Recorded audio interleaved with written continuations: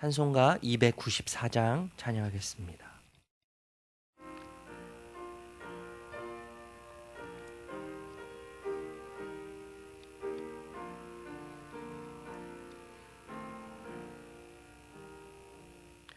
하나님은 외아들을 주시는 데까지 세상 사람 사랑하니 참 사랑이로다. 하나님은 사랑이라 죄악에 빠졌던 우리까지 사랑하니 참 사랑 아닌가. 하나님을 배반하고 멀리 떠나 우리 원수같이 적하나 사랑하여 주네. 하나님은 사랑이라 죄악에 빠졌던 우리까지 사랑하니 참 사랑 아닌가. 세상 죄를 사시려 우리 죽을 대신 성자 예수 십자가에 고난 받으셨네. 하나님은 사랑이라 죄악에 빠졌던 우리까지 사랑하니 참 사랑 아닌가. 이 사랑에 감사하여 곧 주께 나오라. 고난 영혼 주께 맡겨 구원으로 얻으라. 하나님은 사랑이라 죄악에 빠졌던 우리까지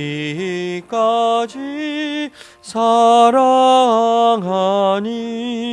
참 사랑 아닌가. 아멘. 오늘은 에스겔 5장 1절에서 17절까지의 말씀입니다. 에스겔서 5장 1절에서 17절까지의 말씀인데 우리 14절에서 17절까지의 말씀만 우리 같이 한 목소리로 읽도록 하겠습니다. 내가 이르되 또 너를 황무하게 하고 너를 둘러싸고 있는 이방인들 중에서 모든 지나가는 자의 목전에 모욕거리가 되게 하리니 내 노와 분과 중한 책망으로 내게 벌을 내린즉 너를 둘러싸고 있는 이방인들에게 내가 수치와 조롱거리가 되고 두려움과 경고가 되리라. 나 여호와의 말이니라. 내가 멸망하게 하는 기근의 독한 화살을 너희에게 보내되 기근을 더하게 하여 너희가 의뢰하는 양식을 끊을 것이라. 내가 기근과 사나운 짐승을 너희에게 보내 외롭게 하고 너희 가운데 전염병과 살육이 일어나게 하고 또 또 칼이 너희에게 임하게 하리라. 나 여호와의 말이니라. 아멘. 대부분의 비극은 느닷없이 찾아옵니다. 그런데 이스라엘의 비극은 느닷없이 찾아온 비극이 아닌 하나님의 지속적인 경고에 의한 심판 그리고 비극이 일어나는 것을 볼 수 있죠. 여러분, 경고는 기회예요, 기회. 그리고 기다림을 의미하죠. 오늘 2절의 말씀에 보니까 성읍을 에워싸는 날이 차거든 이렇게 말씀하셨어요. 그러니까 앞으로 이스라엘 백성들에게 일어날 비극 그리고 심판에 대해서 곧 다가올 것을 이야기하는데 그 기다림 경고는 어떤 것을 의미해요? 하나님의 인내를 상징한다고 할 수 있죠. 하나님이 정말 많이 참으셨어요. 그리고 끝내 그 재앙이 시작될 것을 오늘 이제 이야기하고 있는 것이죠. 여러분, 심판이 이제 시작됩니다. 그런데 심판의 도구가 뭐예요? 칼과 삭도예요. 칼과 삭도인데 날카로운 칼과 삭도를 준비하라고 하죠. 가져오라고 합니다. 그러니까 여러분, 이 칼은 굉장히 굴욕적인 도구 아닙니까? 그래서 그 칼 앞에 선자들을 두렵게 하고 공포 속에 몰아 넣어서 무슨 행동이든 살아남기 위해서는 어떤 행동이든 하도록 만드는 것이 칼이죠, 칼. 뿐만 아니라 이러면 칼은 이 군사적인 성격이 있어요. 그래서 군사적으로 아주 대대적으로 아주 강력한 심판이 임할 것을 지금 칼이라고 하는 도구를 통해서 지금 이스라엘 백성들에게 이야기하고 있는 것이죠. 이 날카로운 칼을 가지고 삭도를 가져와서 에스겔에게 자신의 몸에 있는 모든 털을 밀라고 지금 명령하세요. 여러분, 이 털을 민다는 것은 이 고대 사회에서 이제 애도 의식을 상징했거든요. 그러니까 애도하라는 거예요. 이스라엘 백성들이 심판을 당하게 되고 비극을 맞이하게 될 것에 대해서 애도하라는 것을 이야기하는 것이죠. 그리고 그 온 몸에 있는 털을 민 이후에 이제 저울을 달라고 하죠. 저울을 달아서 3분의 1로 지금 새 덩어리로 나누라고 말씀하시지 않습니까? 그러니까 새 등분으로 저울을 달아서 나누는 것은 정확성이죠. 심판의 정확성을 또 이야기하는 거예요.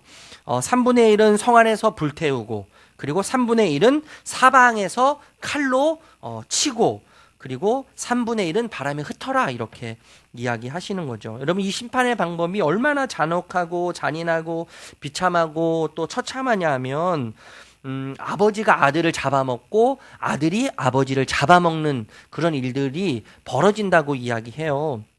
여러분, 아버지가 아들을 먹고 아들이 아버지를 먹는다는 것이 이거 상상도 못할 일이지 않습니까? 상상도 못할 일이 심판을 통해서 징계를 통해서 벌어진다는 것이죠. 그래서 3분의 1은 이것을 해석하면요, 3분의 1은 전염병으로 죽는 거예요. 성 안에서 죽을 운명을 이야기해요. 그리고 3분의 1은 칼로 배임을 당한다는 거예요. 사방에서, 성 밖에서죠. 성 밖에서 죽을 운명. 이스라엘 백성의 3분의 1은 성 안에서 죽고 3분의 1은 성 밖에서 칼에 죽는다는 것이죠. 그리고 3분의 1은 흩어진다는데 이제 포로를 상징적으로 말하는 겁니다. 포로로 잡혀갈 것을 이야기하는 거예요. 그러니까 성 안과 성 밖과 또 성 주변이 이 재앙과 심판으로 가득 찬다는데 하나님의 진노와 심판이 주변에 가득 차 있다는 것을 우리에게 말해 줍니다. 그런데 여러분, 그 중에서 옷자락으로 터럭을 안전하게 감싸라고 말씀하세요. 안전하게 감싸라. 그런데 그 중에서도 그럼에도 불구하고 그 중에 일부를 어떻게 해요? 불에 태우라고 말씀하시죠. 그럴 때 비로소 하나님의 분이 풀리고 그리고 하나님께서 그때 마음이 열린다고 이야기하고 계세요. 이것이 뭐예요? 이스라엘이 곧 처해질 운명입니다. 여러분, 우리의 운명도 사실 똑같지 않았어요? 우리의 운명은 어떤 면에서 정해져 있다고 생각할 수 있을 것 같아요. 하나님과 관계없이 하나님으로부터 떨어져서 하나님으로부터 멀어져서 시작된 우리의 삶의 운명은 하나님으로부터 떠나 있기 때문에 우리의 종착역이 어디예요? 하나님을 향해서 가지 않는 우리의 삶은 하나님 아닌 것이죠. 그러니까 하나님 아닌 것이기 때문에 결국에는 뭐예요? 우리의 운명은 풍전등화와 같은 거예요. 바람 앞에 있는 불이죠. 바람 앞에 있는 불. 바람 앞에 있는 불인데, 그러니까 여러분 죽음을 향해 가는 것이죠. 하나님은 생명이시고 하나님은 기쁨이신데 하나님은 사랑이신데 하나님으로부터 멀어져 있고 떨어져 있기 때문에 우리가 결국 향해서 가는 것은 죽음이에요. 죽음이고 우리가 향해 가는 것은 저주죠. 그리고 우리가 향해 가는 것은 슬픔이에요. 이게 우리의 운명이었어요. 그런데 여러분 이 운명에서 벗어나서 새로운 운명을 맞이할 수 있는 기회를 우리에게 주셨고, 그리고 그 기회를 우리가 잡았어요. 우리의 삶을 틀어서 죽음을 향해 가고 있는 우리의 운명, 슬픔과 저주를 향해서 가고 있는 우리의 운명이 완전히 틀어져서 우리의 저주와 같은 현실, 슬픔과 같은 현실, 눈물을 흘릴 수밖에 없는 현실 속에서 그 현실을 뚫고, 그리고 생명을 향해서, 영원한 기쁨과 즐거움을 향해서 갈 수 있는 운명으로 우리가 완전히 바뀌었다는 사실이에요. 그래서 하나님 나라 그 잔치에 참여하는 자들로 우리가 초청받았고 부름을 받았는데, 여러분 하나님 나라에서의 그 잔치는 우리가 계속 이야기하고 그런 말씀을 정말 많이 드렸는데, 죽음 이후에만 가는 그런 것이 아니라 우리 현실이 되는 것이죠. 하나님의 나라는 우리의 현실이 되는 거예요. 그래서 운명이 죽음 이후에 바뀌는 것이 아니라, 바뀐 것을 체험하는 것이 아니라 현실에서 우리의 그 운명이, 바뀌어진 운명이 어떤 것인지를 명확하게 우리가 경험할 수 있는 것이죠. 그런데 여러분 심판의 이유가 참 중요한데, 심판의 이유 두 가지예요. 두 가지. 첫 번째는 심판을 당하는 이유가 이방인보다 악을 더 행했다고 이야기하죠. 악이라는 건 뭐예요? 규례를 버리고 율례를 행하지 않는 것이 악이에요. 예, 악인데 여러분 그 사람을 알기 위해선 행동을 보면 그 사람을 알 수 있어요. 그 사람의 말을 들으면 그 사람이 어떤 표현을 많이 쓰고 어떤 말을 많이 하느냐, 그 사람이 어떤 행동을 하느냐를 보면 그 사람이 누구인지를 알 수 있어요. 마음의 결을 읽을 수 있어요. 마음이 어디 있는지, 또 무엇을 추구하는지, 무엇에 의미를 두는지, 그 사람을 알 수 있는 방법이, 비결이 이런 것들인데, 결국 그 사람의 마음의 결과 마음의 방향이 무엇을 이야기합니까? 사랑의 대상을 말하는 거예요. 그 사람이 무엇을 사랑하고 있는지를 말해주는 거예요. 그러니까 악을 행했다는 것은 마음에 지금 악을 품고 있는 것인데, 마음의 결이 지금 악을 향해 가고 있는데 그 악은 악을 하나님 대신에 사랑했다는 것이죠. 그러니까 무슨 말이냐면 하나님 대신에 다른 것들을 사랑하기 시작했다는 거예요. 여러분 우리는 하나님으로부터 출발한 자들입니다. 하나님의 본질은 사랑이세요. 사랑. 하나님으로부터 출발했다는 것은 하나님의 본질인 사랑을 먹고 마셔야만 하는 존재라는 것이죠.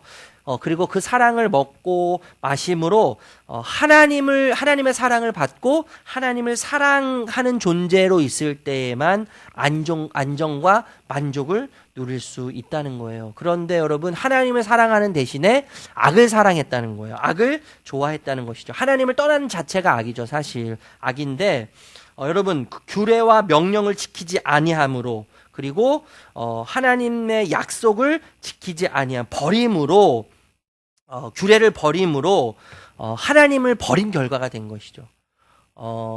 하나님께서 말씀하신 그것은 사실 그 단순하게 말씀이 아닌 거예요. 하나님께서 명령하신 명령과 약속은 단순히 명령과 약속이 아니죠.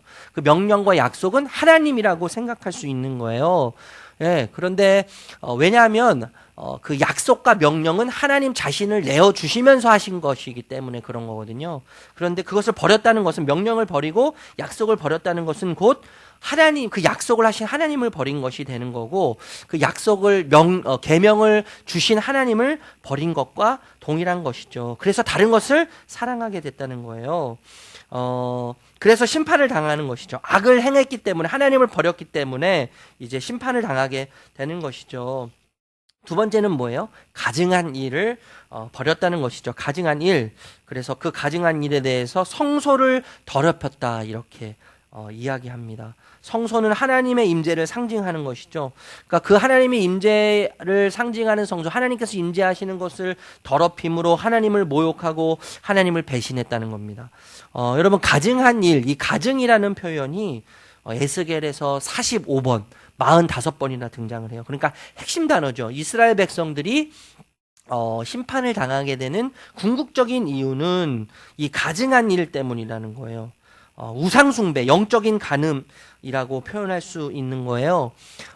지금 수요일에 그 우상에 대해서 말씀을 제가 나누고 있는데, 제 10계명의 첫 번째 계명이 나 외에 다른 신을 섬기지 말라고 말씀하셨지 않습니까? 그러니까 이 말은 어떤 말이냐면, 우리는 누군가를 숭배하고 예배하는 대상으로 창조되고 만들어졌는데, 하나님을 예배하던가 아니면 하나님이 아닌 다른 것들을 예배할 수 있는 가능성이 있는 자들이라는 것을 이야기하는 거예요.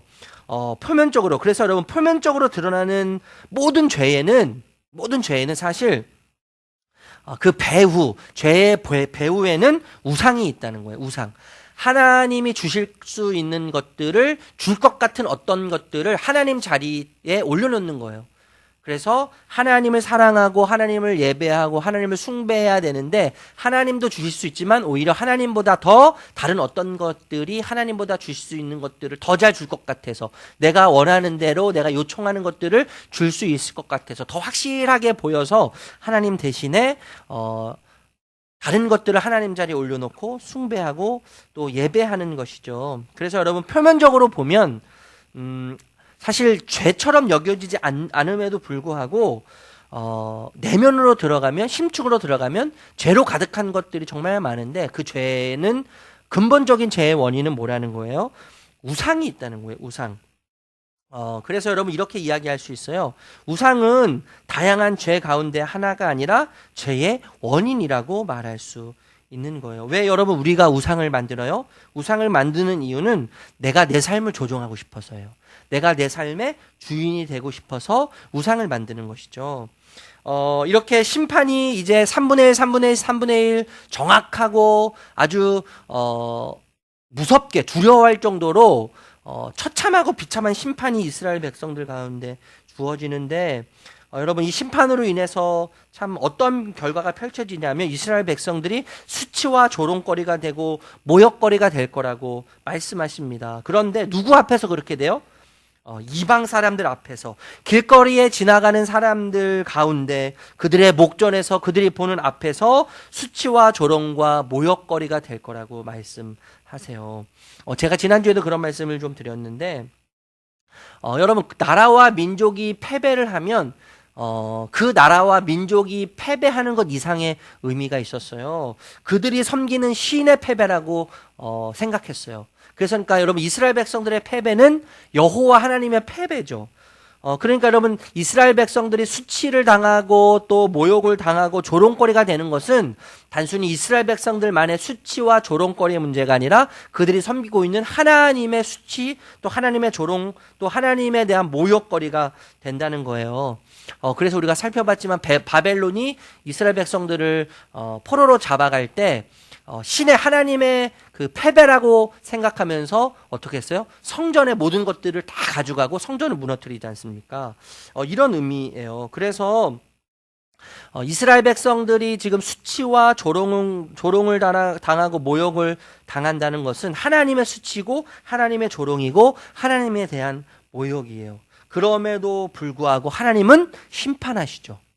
자신이 모욕거리가 되고 수치거리가 되고 그리고 조롱거리가 된다는 것을 아심에도 불구하고 하나님은 이스라엘 백성들을 수치스럽더라도 모욕스럽더라도 심판을 하세요. 그 이유가 뭐예요?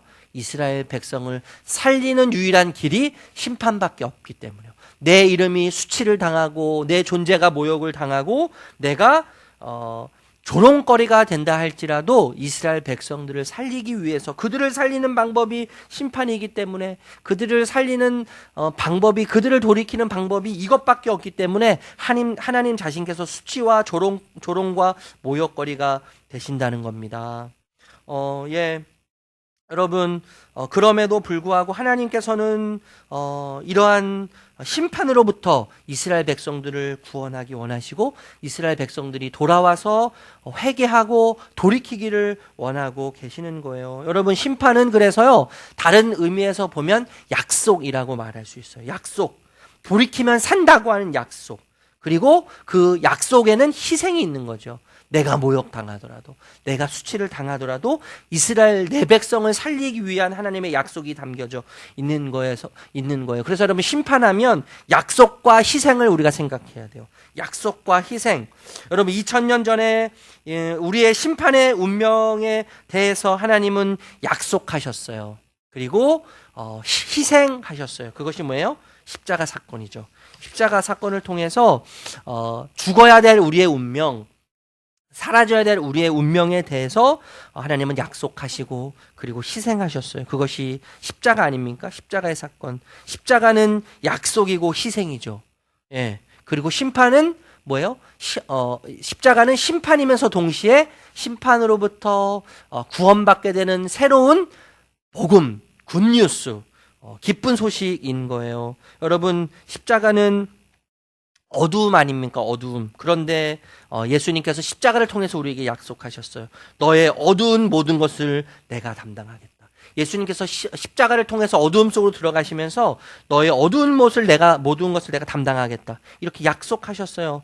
예수님께서는 제자들의 배신을 통한 희생을 통해서 내가 너를 버리지 않겠다라고 약속하셨죠.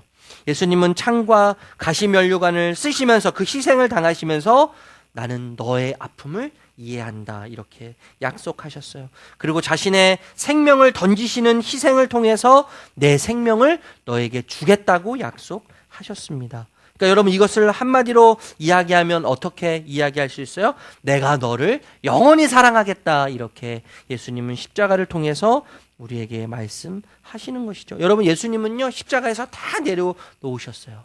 다 내려놓으셨어요. 희생하심으로 다 내려놓으시고 희생하심으로 이렇게 우리에게 약속하셨습니다. 여러분, 이 약속이, 이 희생이, 또 이 사랑이 오늘 우리들의 이야기인 것을 기억하셨으면 좋겠습니다. 이 사랑보다 위대한 것은 없어요. 이 사랑보다 강력한 것은 없어요. 우리의 현실이 우리를 잡아삼킬 것 같은 우리의 현실의 수많은 문제들도 이 사랑보다, 이 십자가의 희생과 약속보다, 이 사랑보다 강하지 않습니다. 그래서 우리는 어떠한 현실이 와도 뚫고 나갈 힘이 그 사랑으로부터 주어진 자들입니다.